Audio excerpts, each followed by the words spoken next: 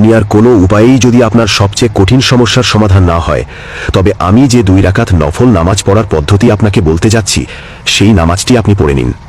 ইনশাআল্লাহ তাবারক ওয়া তাআলা এই নামাজ পড়ে নেওয়ার পর আপনি জান্নামাজ থেকে উঠতেও পারবেন না, আর আল্লাহর দরবারে আপনার সেই দোয়া কবুল হয়ে যাবে। বন্ধুরা, এই নামাজকে সালাতুল হাজাত বলা হয়। এর নিয়ত আপনাকে ঠিক এইভাবে করতে হবে। আমি 2 রাকাত নফল সালাতুল হাজাত নামাজ পড়ছি আল্লাহ তাআলার জন্য বর্তমান সময়ে মুখ বা রুখ আমার কাবা শরীফের দিকে। এরপর আল্লাহু আকবার বলে নিয়ত বেঁধে নিন। প্রথম রাকাতে আপনাকে একবার সানা সুবহানাকা পড়তে হবে, একবার সূরা ফাতিহা পড়তে হবে, তারপর 15 বার সূরা ইখলাস পড়তে হবে। এরপর রুকু করুন, সিজদা করুন, তারপর দ্বিতীয় রাকাতের জন্য দাঁড়িয়ে যান। দ্বিতীয় রাকাতে আপনাকে সানা পড়তে হবে না, দাঁড়িয়ে এক সূরা ফাতিহা, তারপর 15 বার সূরা ইখলাস পড়বেন।